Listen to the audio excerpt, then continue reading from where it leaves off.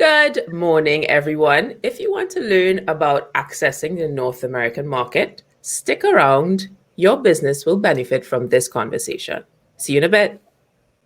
People think that this is the way things are working. So employees, team members, managers, leaders, but in actuality, there's a massive gap between what you think you're delivering and the experience that your customers are actually having on the front line. Launching an online business needs a little bit of a mindset change. It's not just purchasing the website or the system and then sales come through automatically. There needs to be a little bit of a groundwork. I mean, we are talking about going after the customer. This seems so obvious, but it's not, because when you are talking in a digital world, this customer now is much more empowered. It's much more criterious. It's much more looking for real relevancy on the way that he's connecting with any engagement, any company, any product, or any offer.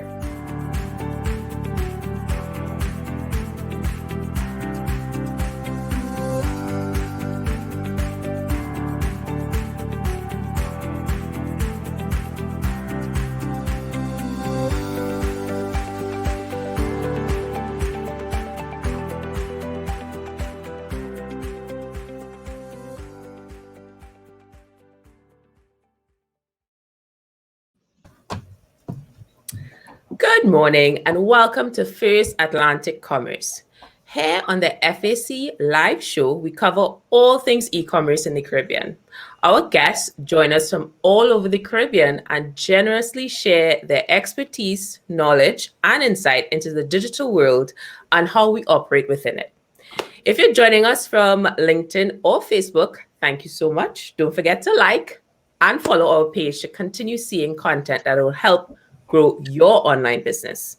Today, we have the great privilege to talk to Kadion Preston.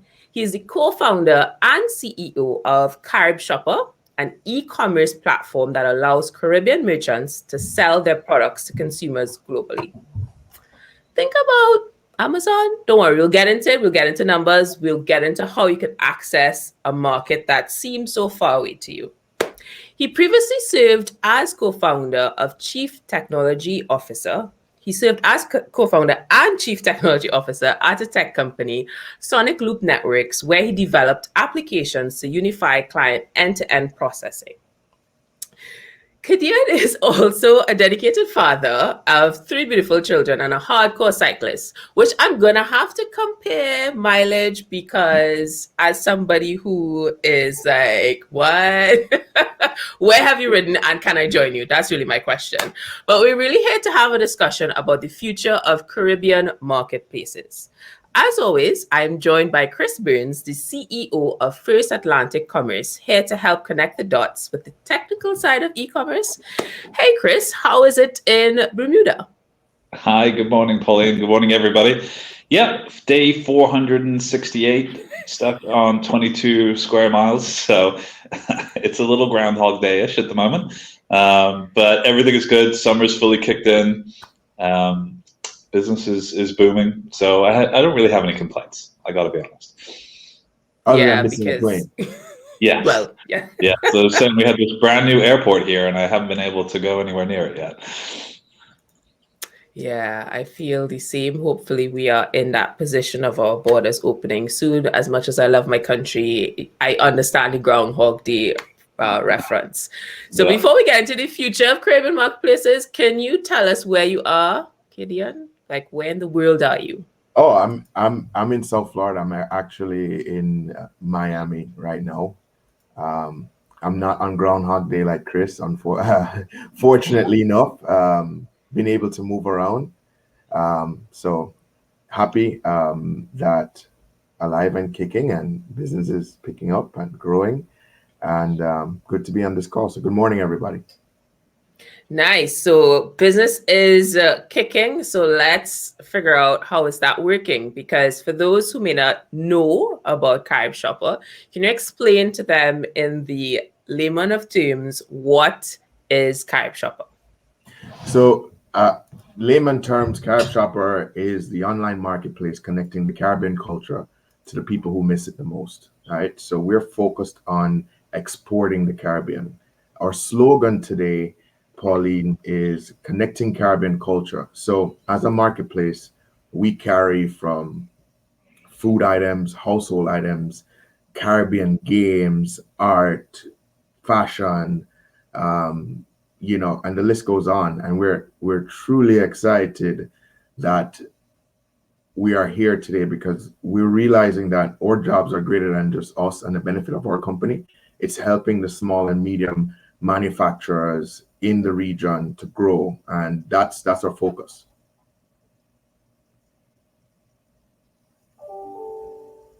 You're on mute, Pauline. Just have to laugh at myself when it comes to the access of the diaspora, because there are so many people in let's look at the United States to begin with. I dabbled in event management in Barbados, and it was interesting because it was cheaper for me to access the potential reveler in New York and Miami than it was for me to access that person in Barbados through ads, right? So there's usually a misconception or maybe a lack of knowledge on this diaspora, because I feel like it's one of the most untapped segments in the Caribbean. So can you share with our audience, what are some of the products and items that people are interested in? Because you are in Miami right now. Is that where you're based? What are those conversations happening from people in the diaspora? So today, Pauline, we're focused on two cultures in the Caribbean, Jamaica and Trinidad.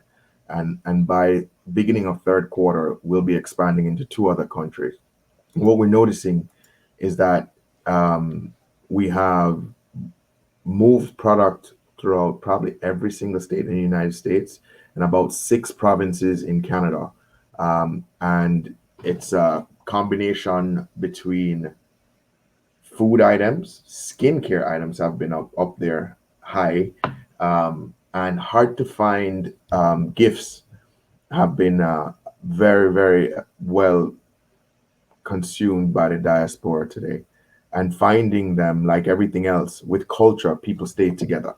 So the Trini culture is connected in the diaspora, and there are so many groups, we're all following the same people, we're all following the same news.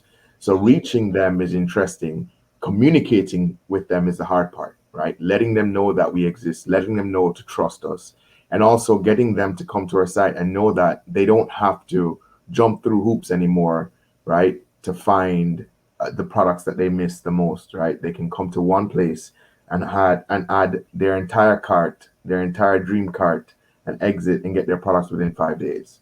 So we've been optimizing on the communication to the different groups and managing the cultures. The way we communicate to a Jamaican diaspora and a Trinidad diaspora is totally different. So yeah, it's a learning curve, and we're learning it very well. I love that you say that, because I encounter so many global organizations that just want to put a broad paintbrush across the Caribbean and just copy and paste. And little do they know, something as simple as Chinet, which is called Aki in Barbados, and I think it's called June Plum in Jamaica. So that one fruit has 3 different names in 3 different islands, and that's such an important part. And I think that's a great opportunity for a small business to be part of that marketplace.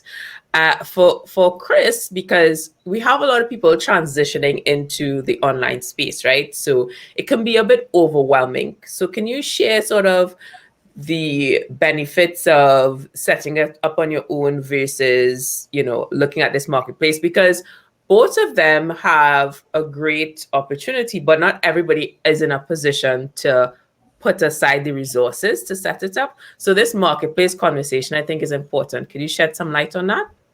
Yeah, absolutely. And this marketplace discussion is something that's been sorely needed within the Caribbean for a long time.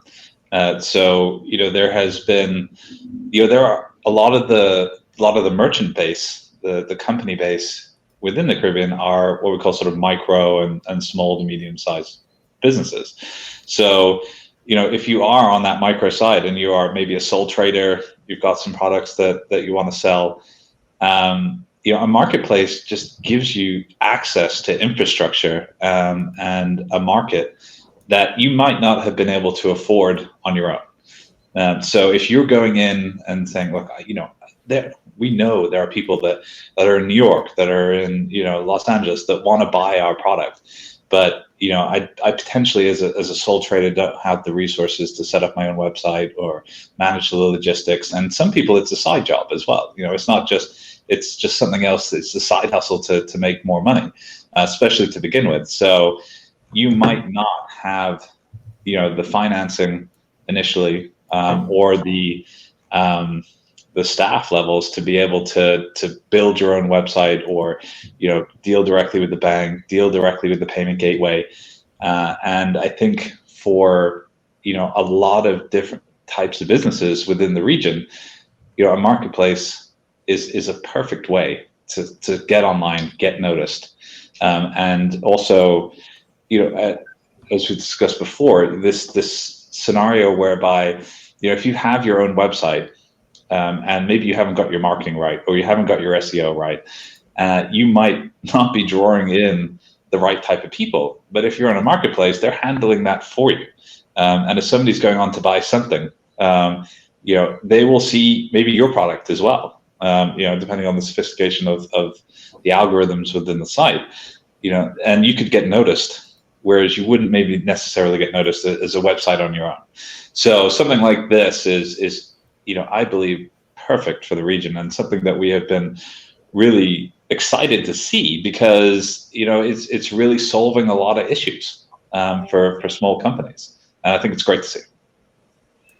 And just to add to that point, Pauline, I think there's a miscommunication where manufacturers and small businesses think that if they have their own website, they don't need to be on a marketplace. And we actually support them having their own website and being on a marketplace, just as in Apple is one of the biggest retailers out there, but they're also on Amazon, right?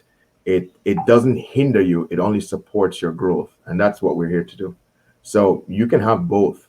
And once you have the resources, it even puts your company in a better position. And we don't suppress those desires at all. We support it. I love that because it's I didn't even think about that as well, because we tend to think in silo, the same way how you have a branch in a mall and then you have another branch in another side of the country. You don't necessarily think about it in a collaboration perspective. And I think that shift is an important discussion to have, because the digital space is so different. We tend to take our traditional mindset and say, well, I have a website, you could only get it here. But then you have, people who have, like you mentioned, Apple is able to access these different audiences. And I think that's something that you can shed some light on in terms of, if you have a small business, what is the process you advise? What kind of steps that they should take if they are coming on e-commerce for the first time, Kadion? What suggestions would you give? So as a small business, right, now more than ever, your digital reality has to become paramount, right? If you look at history, Alibaba was set up as a trade marketplace for China, right? And for manufacturing in China. The usage, their growth rates weren't significant until 2012, when SARS actually first hit China. And because of that, where businessmen and businesswomen couldn't travel into China to do deals in person, they now had to resort to using Alibaba in its fullest capacity. The world, what we're living in today, Pauline, you can't travel you've been on lockdown since March of 2020, right? Chris, you've pretty much been Groundhog Day since March of 2020. Yeah. It traps a market for any business in growth that you would normally get if consumers are traveling in. We're having visitors coming into the country. Your local market, you're maxed at your scale, whether you're in any Caribbean island, right? Unless visitors come in. So we have to start thinking differently. So having your own website, putting up, there's so many companies now that are giving support. We have, We Pay, you have the guys out of Curacao, Figaro. You have a bunch of different companies that are offering you website solutions that wouldn't cost you to stand up a website and showcase your products like it would cost you a couple years ago, right? And with Chris's company, FAC, and other companies within the region, they're now making acquiring, which the layman term is merchant processing or payments online, available and much easier. The banks are moving faster to allow for you to take online payments and receive it in your bank account, whether you're doing local transactions or international transactions. Where we come as a complement as a marketplace is that we're an extension of your business. So if you build out your website, the things Caribshopper, and I'll speak Caribshopper specific, we handle for you is we're doing marketing. We're marketing the entire marketplace to find everything under one roof. And that consumer concept and that consumer behavior is prevalent in the markets outside of the Caribbean. And even in the Caribbean today, 80% of our purchases are done on Amazon, not because it's the most accessible, but because you don't have to go from website to website. So think of the consumer behavior. You might have your website and you have loyal customers coming to buy a specific item from you. But if they knew that your product was on a marketplace where they could do one shopping cart, they would more lean to that option because it gets done. It gets multiple tasks done quickly. So this is the option that we bring to you, where we allow consumers who are focused on buying a Caribbean product to find your products and add it and have multiple products in one cart and checkout. Simplification and also convenience. What we handle for the manufacturers, we make sure that their products are onboarded, that the availability and the logistics are taken care of by us. You don't have that cost. The hosting of their store on our marketplace, it's not their cost. The processing of the credit card is not their cost. And we don't have a monthly fee because we believe in collaboration, as we talked about, Pauline. And the Caribbean is years behind in this revolution. And Chris and I can talk about it for many reasons why. But no, there's a big push for it more than anything because it's a need. So making it accessible and convenient for the merchants to get on platforms like Caribshopper and others is, I think, what everybody's priority should be in order to grow our economies, because we've been killed on tourism. We've been killed in other areas for the last 2 years, and we're going to need to rebuild. I like what you said about the consumer convenience. I think that's so important. And the concept of a marketplace is technically what a supermarket is. You have this shelf space and you have numerous products. And as much as you like specific things, like a specific type of butter, you're may have a different brand of milk. And that concept is not new. I think the technology is, and that shift in behavior is something that a lot of small businesses are struggling with. And I want to touch on that. I actually want to have that Amazon conversation because my team, I do triathlons, and we ordered some uniforms directly from China. So I went to go collect it from the Skybox. If you see the line that was outside, because we're under state of emergency, a lot of things are closed. And guess what we're doing? Right? So I'm going to talk about that. We're going to go on a quick break and get back to you and have this conversation. See you in a bit, guys. Right.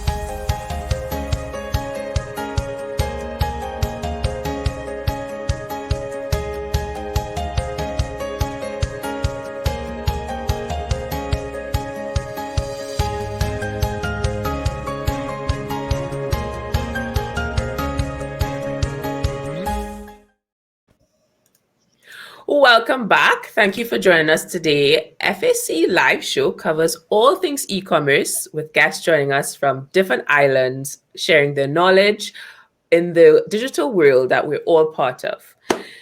You're not going to find these conversations anywhere else. So be sure to like and follow us on LinkedIn and Facebook so you don't miss a live show. Be sure to comment with any questions. I see we have one from Joelle and Valma. We are just being joined by a few people. Don't worry, we'll get to your questions just now.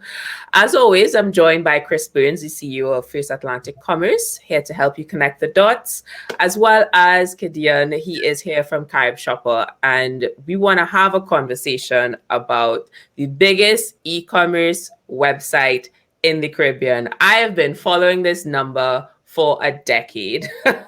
And the idea of a marketplace has been dominated by Jeff Bezos and his team at Amazon.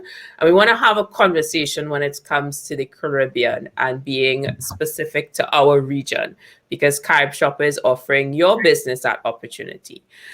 So in that context, where we're having a conversation about the consumer behavior, can we talk about convenience? Because I think that's important for us to really share with the audience why this connectivity between convenience and the marketplace is important for the Caribbean region. Chris, Who wants to take that question? Yeah, sure. I'll go first. So yeah, Kadion hit the nail on the head for me. So, Bermuda is a small island nation. Where possible, I will buy local, support the local economy.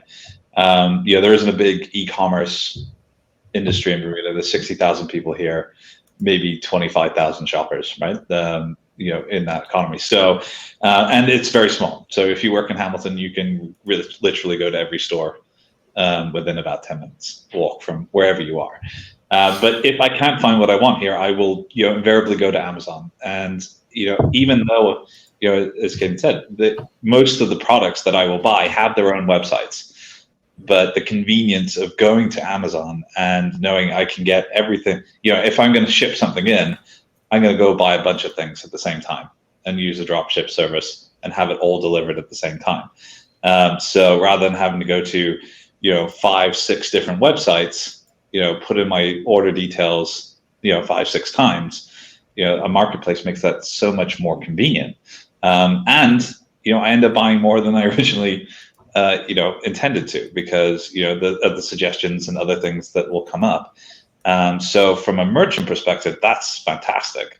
To have that extra exposure is really, really valuable. And I think, now that we've, been through this for the last, sort of 18 months or so, and we know that shops are closed, and, this is a very safe way to get what you want and a more convenient way to get what you want. I think, people have had that exposure now, whereas, as a region, there was still some resistance, sort of pre-COVID, it was, I have been, on this mission for 17 years, going around the Caribbean, talking to banks, talking to customers, talking to merchants, speaking at different, trade shows, and trying to show what a great way this is to grow your business, because your store is open 24/7, but also how convenient and safe it is, and try and bring people along with us to say, okay, this is a great, convenient, very safe way to buy what you want,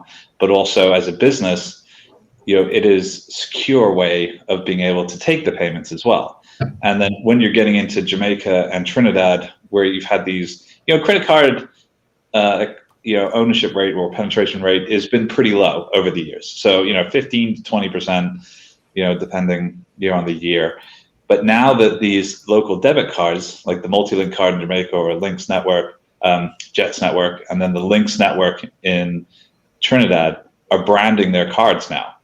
So you're going to be able to, you've got access to this massive, purchasing power that people didn't have before. And that is a huge opportunity right now, especially in those two markets, that, people that have been, maybe, having to wire money here or there, or ask somebody that's abroad to purchase something for them. You've got access to, literally millions of people that now have a card that they can use to shop online. Yeah, that's so important. It's the idea of this mass group of people who never had access to online shopping, now saying, okay, debit cards are actually something you can use online. And there's this group of individuals that are very excited, because what my mom does right now is she sends me links, Amazon links, for me to buy it for her. So what's going to happen when she has this access? And within the context of the marketplace, we're talking about users within North American market who are accustomed to this type of convenience.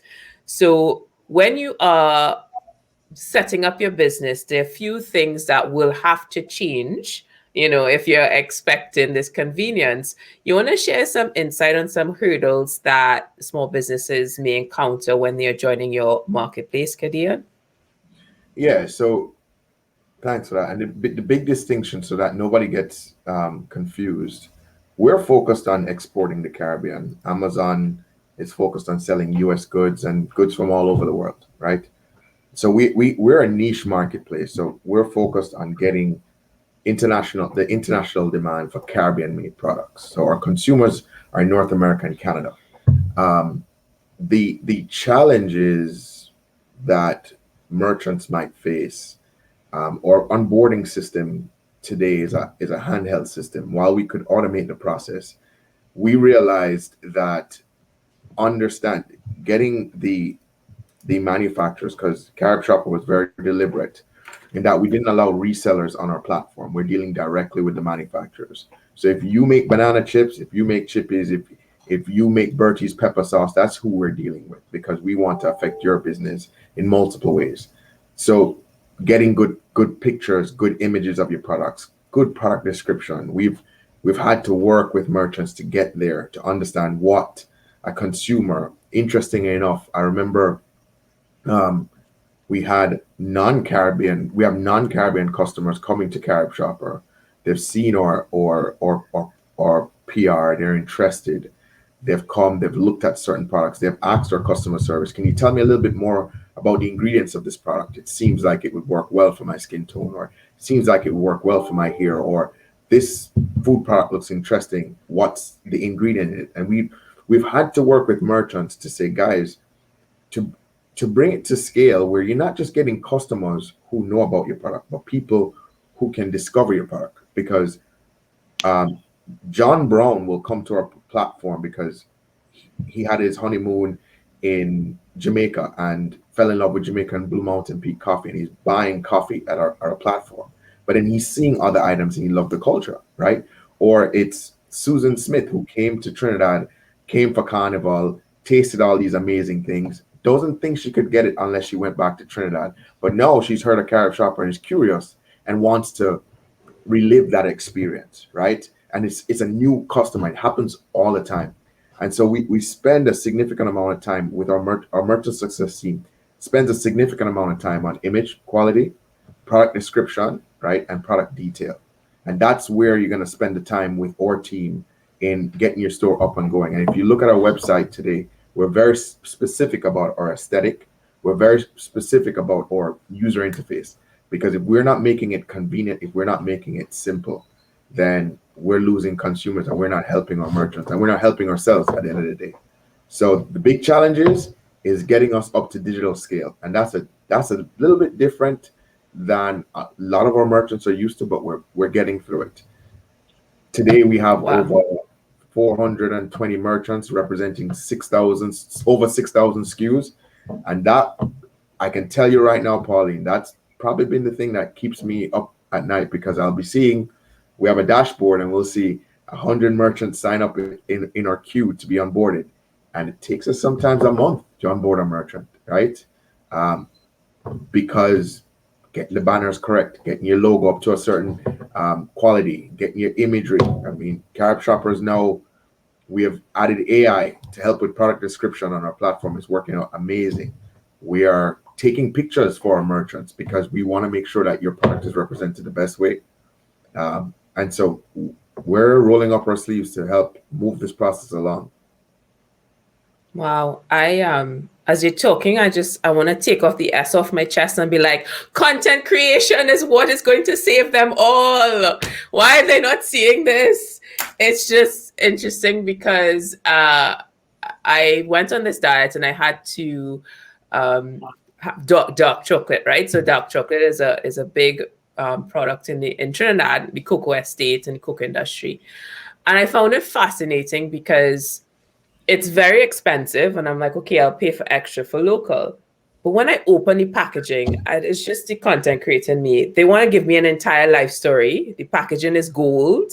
You know, there's this lovely story about the estates and stuff. And I'm just like, this is where you're actually spending a lot of your money. When what you should have done is put your website and have me go online to actually see your story and be invested. And you do some video content and I could see exactly what I'm buying into.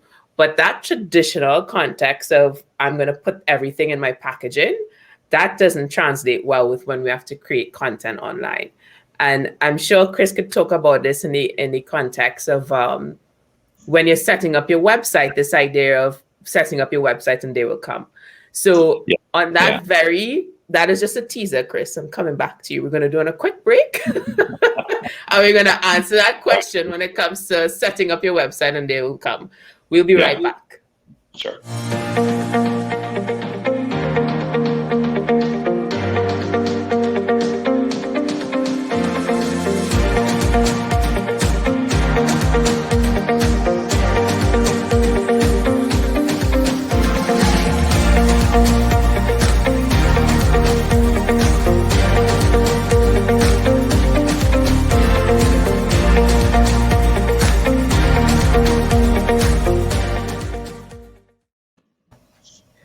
Welcome back to the FAC Live Show. We cover all things e-commerce in the Caribbean. Our guests join us from all over the Caribbean and generously share their expertise, knowledge, and insight into the digital world and how we operate within it.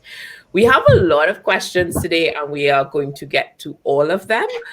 Before we get into that, I have a little question that I need answered from Chris Burns, the CEO of First Atlantic Commerce, as it relates to this, I guess, myth of setting up your e-commerce website and they will come. Because if you're watching this, if you just join us, you're going to have to go back to the replay because Kadion had some really interesting insights. He's the co-founder and CEO of Caribshopper, and there's some hurdles that small businesses encounter when they have to shift to the digital world.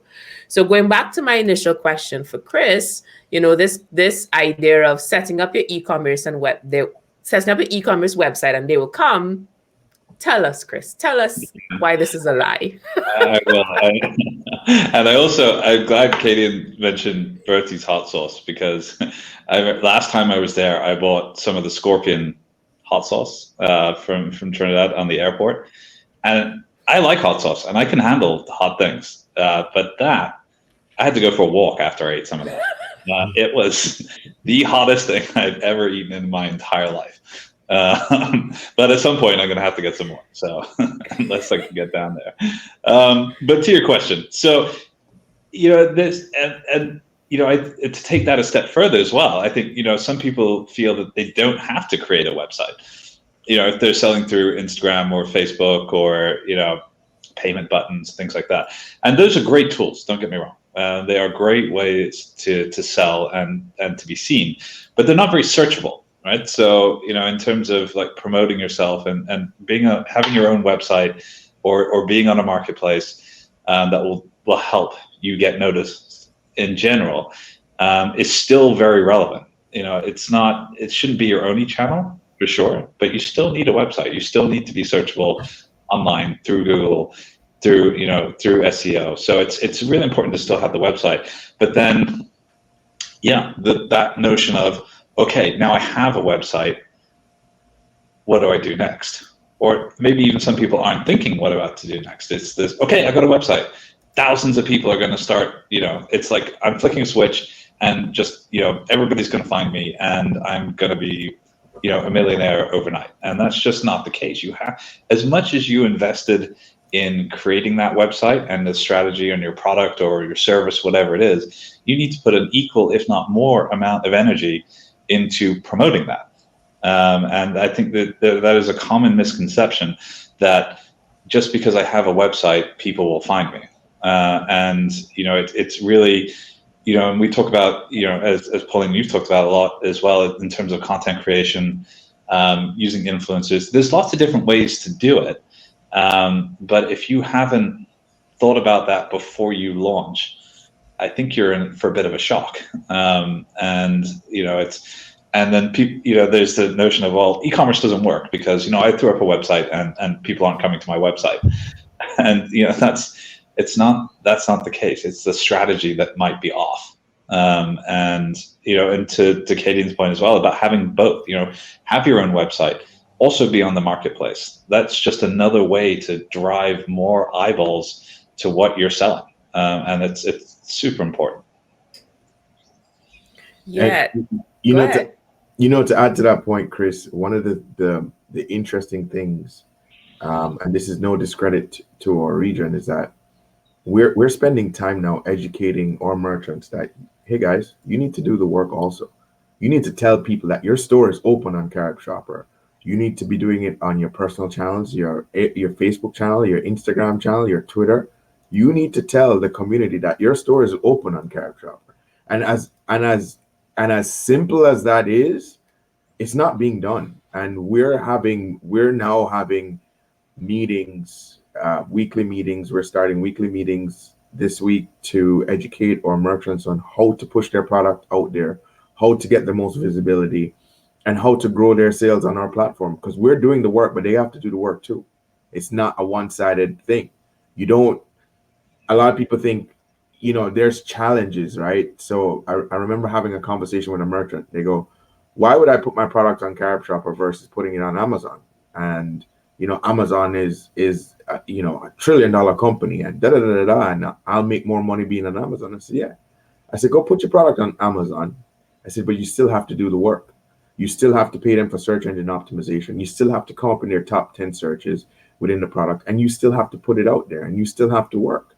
But on top of that, being on Amazon, coming in from the Caribbean, you have a lot more fees and a lot more costs, and you need to quantify if it's going to make you money, because you have to ship that product to an Amazon warehouse internationally. You got to pay warehousing fees. You got to pay for their SEO, and then you got to pay for all the things to get you noticed, right? And you also have to do work yourself.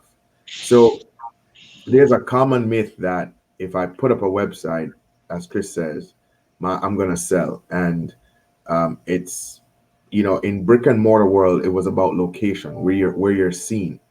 Now we're going to the digital world. It's now go out and get seen and get noticed, right?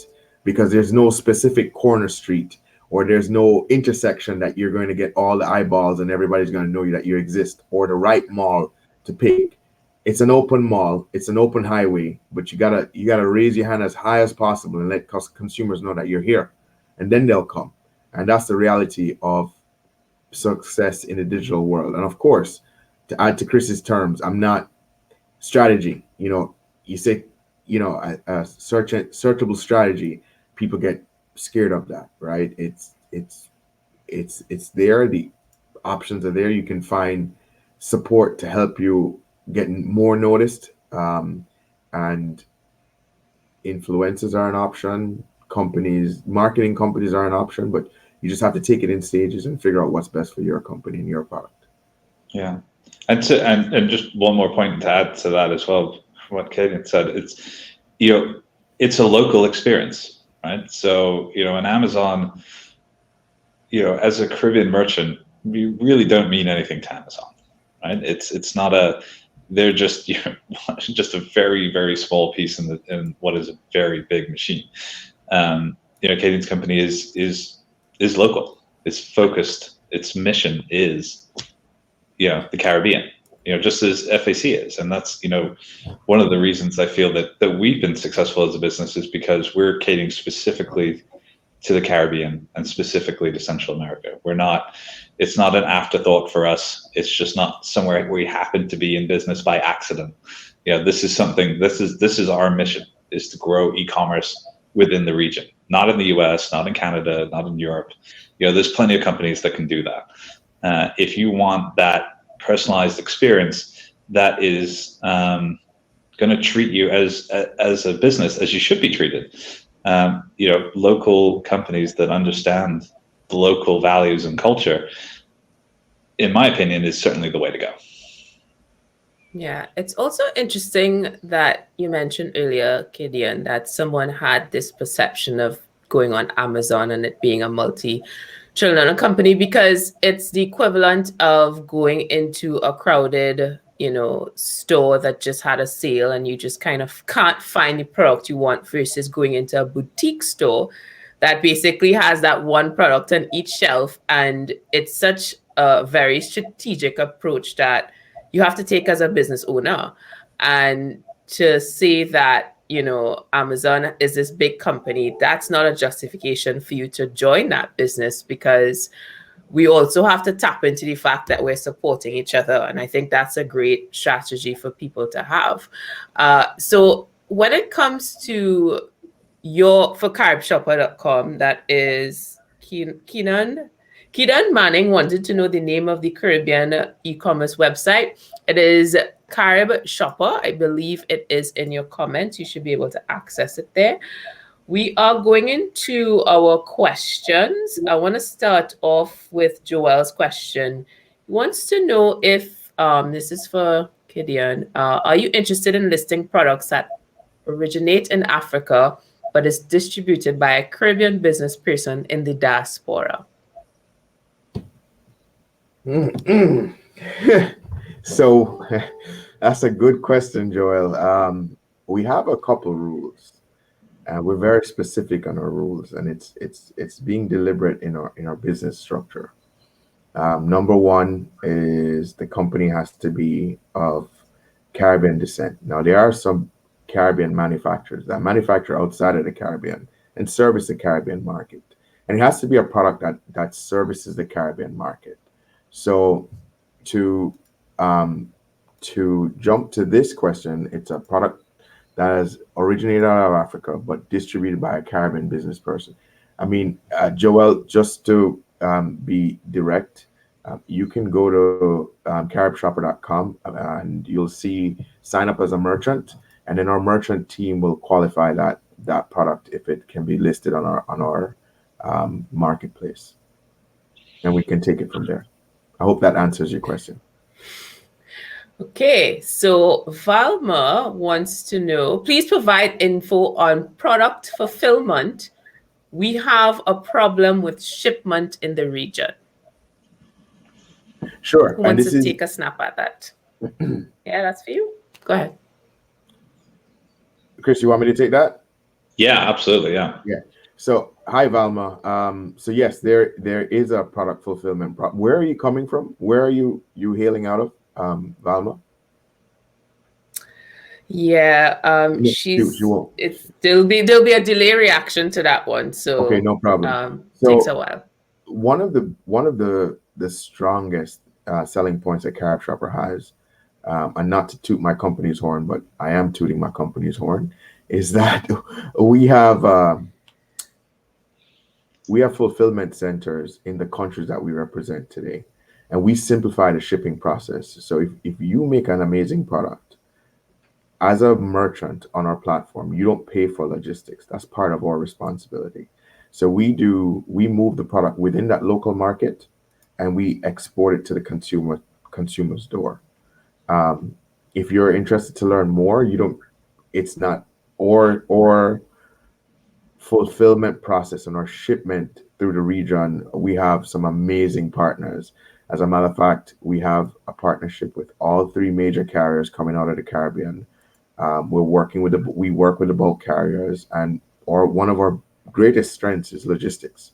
And by localizing our fulfillment, we have done something that nobody has done, right? So if you're thinking, I've heard manufacturers say they want to list their product on Etsy, which is amazing, or Amazon, which is even more amazing. You have to ship your product yourself to North America and then get the product out from there. For us, we will set up our distribution centers are set up locally, and you work with our merchant team in setting up your distribution of your product to our local fulfillment center, and then from there we take over. So we simplify the process 4 merchants in the region, and we're very strong on shipment. So that's one of the other problems we solve. And with the help of Chris and his team and the banks and all of the various parties, we've also solved merchant payments, and we also pay in US dollars, one of our big key assets here. We pay our merchants in US dollars. Okay, that's a big deal. Farmer did respond. She's in Grenada. She has a follow-up question. Also, trade entry barriers. Have you had to deal with overcoming that?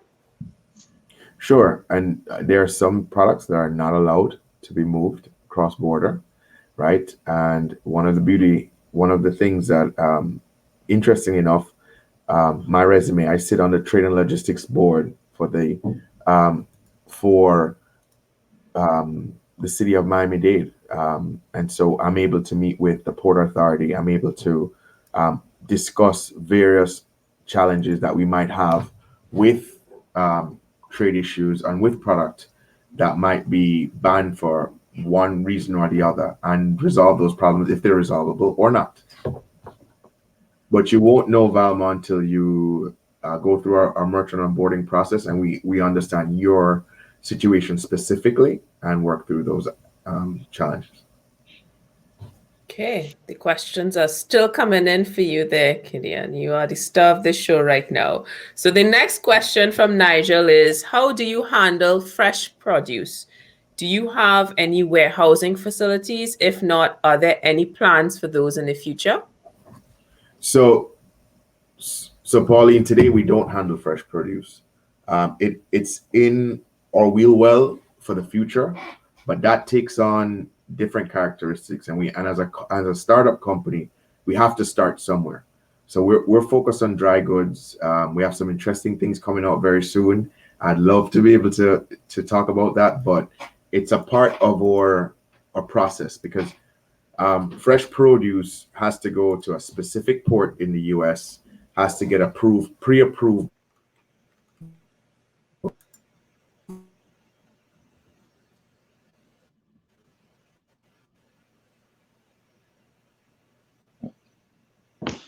We may have lost him for a second there. Oh, I thought it was me. No, the internet. No. Okay, let's do a quick break, Paula, and we'll be right back. Okay.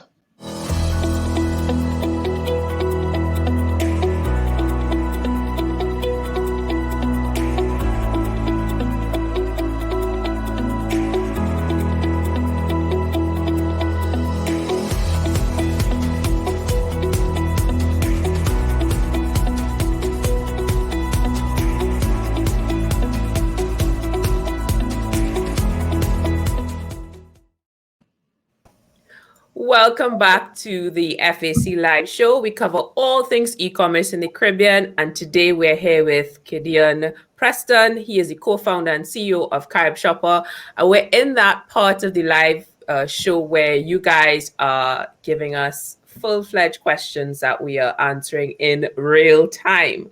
So I think we had a little bit of a technical issue. Were you in mid-thought there, Kadion? Should you continue that thought process? I finished that thought process, but okay, just making sure. But let me recap. We're not doing fresh produce today, but we intend, it's a part of our wheelhouse. We intend to work on that problem shortly, and we'll announce to the community when we're ready to do that, because fresh produce has different variables that are much harder to accomplish and consistently deliver on. And so anything that we're doing, we have to make sure that we live up to our promise, 5 days to your door, and that we stand by our guarantees. So we'll work through that, but the day that we get fresh produce done, it will be a great day. Awesome. That sounds exciting. Please give us a call when that's sorted so we could have the exclusive announcement on the FAC Live Show. Kay has a question, but I'll answer it quickly. What she wanted to know if Caribshopper will expand to other countries. Make sure to, when we finish this live, go rewind it, because he did mention it, but I'm also going to answer the question. Right now, they're focused on Trinidad and Jamaica, but their plans to expand across the Caribbean. Yeah, I got that right? Yes, and Kay, please follow us on social media. at Caribshopper on Instagram and Facebook, and you'll see which countries we're opening up next.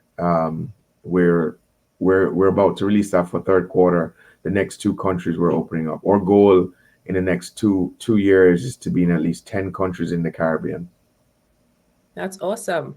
I think the key takeaways I'm getting from this session, and guys, you could send any comments and add to the mix, is that idea of content creation. I think we lost him again, did we? Oh yeah. Oh gee. Maybe there's a connectivity issue there. Yeah. So we're here having a conversation. Are you there, Kadion? Yeah. Yeah. Oh yeah. I'm back. Sorry guys. All right. So one of the key takeaways that I've kind of been listening, and obviously I'm making some notes. One of the biggest hurdles would be for business owners to understand that being in the marketplace doesn't mean just putting your product, connecting with a website, and that's that. We have to look at a strategy to make sure that the audience knows that you are there and you exist. So we spoke about SEO earlier, and I love this conversation because that's really where the relationship started with AC Marketing, which is my company, and FAC, First Atlantic Commerce, because we had a conversation around SEO. And this perception of search engine optimization usually is connected with keywords. So people think, let's just have specific keywords on our website and people will come, right? And I want us to share the importance, because you mentioned earlier when Kay wanted to find out the expansion of different countries, you said follow us on social media. So as a business owner, it could be overwhelming to be like, well, I have to have an e-commerce website, and then you're telling me I have to do social media now. This is too much. What do you say to that business owner? Me? Chris, you answer that. Yeah, I'd say, well, you need to work hard at this. It's not this is not an easy thing to do sometimes, or it's not just a set and forget type of thing. If you're starting a business or you're an entrepreneur, that they are long hours. There's nothing, we're not going to make a secret of that. You have to be prepared to put the time in and put the research in and to work with the companies that are going to help you do that. So if you want an easier existence, then I'd say a 9-to-5 job is really where you need to be. But if you want to be your own boss, you want to create something, you want to be an entrepreneur, then you need to be prepared to put the hours in. And there are ways to do this, that can simplify the process. There are tools that you can use that will help you post to multiple social platforms at the same time, for example. And websites, tend to be more static. It's a launch point where you can find out about the company and their goods and services. And if you want to e-commerce enable that as well, you certainly can if that's your main point of selling. But with us and Pauline, with your company, for example, we're using a Canadian company to do our SEO and all sorts of different things. And it was time for us to practice what we preached. So we need more local content. We need to be. This is our market. We need to engage people that know the market. And that's as you said, that's how our relationship was born. But yes, hard work. It's work, and you need to love it and live it and breathe it to make your company a success. Yeah, there's this perception too of social media, because it's instant gratification, that when you put your stuff online on social media, people will just show up. But there's a trust that needs to be built. Even with a strong company like First Atlantic Commerce, we still had to build content to build that trust for the audience. And then we have to keep reminding them that this is actually what it does. This is what First Atlantic does. And then, hey, by the way, this is what a payment gateway means. And we have to say those things over and over again. Yeah. So when it comes to Caribshopper, Kadion, what is the checklist? What's the top 3 things that a small business owner should have before typing in www.caribshopper.com? Number one, they need to have a product. Important. But outside of that, I'm just kidding. No, definitely they need to have their material, right? Product imagery, their logo, documentation about their brand, product descriptions, their price points, for sure. The list goes on, but the top three things is imagery, description, and product detail. Those are the top three things, and of course your company logo and your brand information. Awesome. Okay, so guys, we have 5 more minutes, and I think we've answered all our questions. So I want to close off by asking for some futuristic insight on your part when it comes to the future of marketplaces in the Caribbean. What say you in the next 5 years? Where will it be? I think it's going to be a priority for every single country in the region, to not only be digital but to be a part of a marketplace, whichever marketplace that is. I believe that manufacturing in our region is growing. I believe that we're as a community, the Caribbean is taking hold of their destiny in different ways, because in the 70s manufacturing went away and it went to China, and now people are realizing that I don't need to compete on price. I need to compete on quality. I need to compete on making an amazing product, and that loss that we had many years ago is coming back. I see a lot of young people getting into making different types of products and being fearless about it.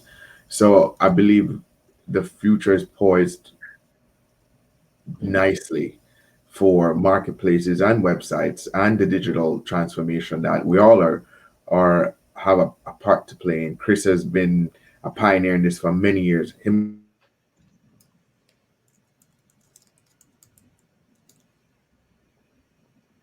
His company, and I'm sure this one over and over, because of the challenges he has had to face with just getting people to understand that the future is already here. It's just not evenly distributed, and we're pushing to have that even distribution here.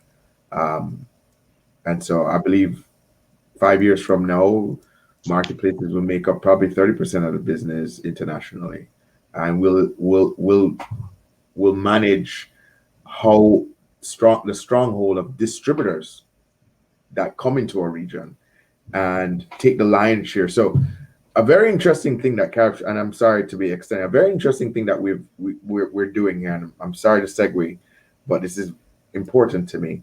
If you look for the last 10 years, exports out of the Caribbean have been the same number. It's $50 billion out of the Caribbean. It's the same number over the last 10 years. And that's because the manufacturers don't control their destiny in getting into storefronts, in getting into outlets. It's distribution companies from North America, Canada, UK that come in and say, I want this amount of your product yearly.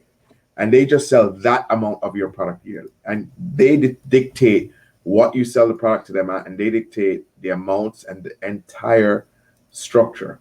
And now with the Caribbean now getting other alternatives to sell their products internationally, I think there will be now a leveling of the playing where manufacturers now have a better control about where the product goes, where it gets sold to, and what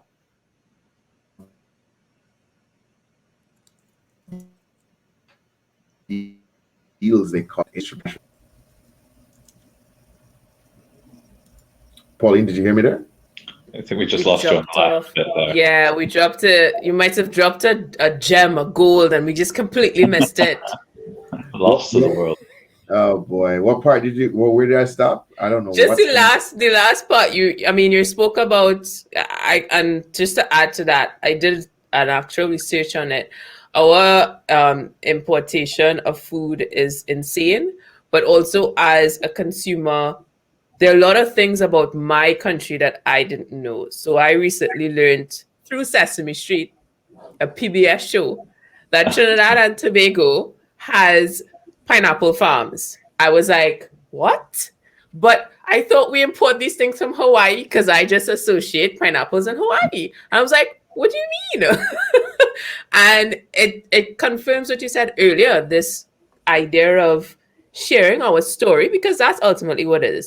Taking pictures of a product is one thing, but then sharing the story behind that product is so important that we don't do very well. And the more engaged we are with that type of story, the bigger your wallet is going to be, because we're going to be like, yes, oh my gosh, there are farmers in Trinidad and Tobago making pineapples. What? Take my money. So I completely see what you're saying. So yes, I did get that point. And just in terms of your final words, you're saying that from a distribution perspective, there's this current behavior that exists where we import all of these things and you have an opportunity to export and make funds. And am I on the right path there? Because I want to make sure I want to break it down in layman terms. Somewhat. It's another stuff. Yeah. Okay. So, we'll invite you for the next one, especially when you have an exclusive on new products and new territories. Chris, you want to close off with any words? Yeah, and piggyback off what Ken said, the future is now, as far as the Caribbean is concerned, with online, right? So last year we saw a hockey stick of basically in terms of the graph of new clients coming online, and that is fantastic, and it's great to see, and I think it will be the trend going forward now. But the key to which ones of these companies survive for me is purely down to customer service right now. So a lot of the reasons people will use Amazon is because they know what they're getting. They know it's going to be free shipping, going to get the product quite shortly, and the customer service is really strong. So I think as a region, we need to make sure that the customer service is as good as it would be from a North American company. If you're competing against an Amazon of the world or any other company that you're buying from North America, for example, the level of customer service has to be as good, if not better. Otherwise, you will lose out for sure. I'll give you an example. I have a chat. I was trying to book something in today. They have an online chat. They say, we respond immediately. It's been 3 hours. Nobody's responded yet. So it's little things like that. You will put people off very quickly if your customer service is not good. And that customer service includes everything. Your website, return policies, how easy is it to make a payment, the delivery, does the package turn up, with dents in it or not? All of that plays into the mindset of the person coming back and purchasing from you again. Awesome. All right, guys. Thank you so much for joining us today. And this is where we say our goodbyes. Thank you to Chris and Kadion for joining us today. Chris was in Bermuda and Kadion was in Miami, and I'm in Trinidad. This is the world we live in now, guys. Today we learned about the importance of businesses creating images and videos to be a strong contender in the world of online marketplaces. Yeah, you have to create that content in order for customers to see you and take out their credit card to give you their money. And if you want to learn more about Kadion's business, head over to Caribshopper.com. You should see the link in the comments below. Be sure to join us on the 29th of June at the same time when we talk about managing economic opportunity and risk in the Caribbean with Stuart Franco. That one is a localized conversation. So we have a Trinity dance. As always, be sure to like and follow our page on LinkedIn and Facebook so you don't miss a single live show. You're not going to get this anywhere else. Trust me. Thank you for joining us, and I will see you on the 29th of June. Goodbye, everybody.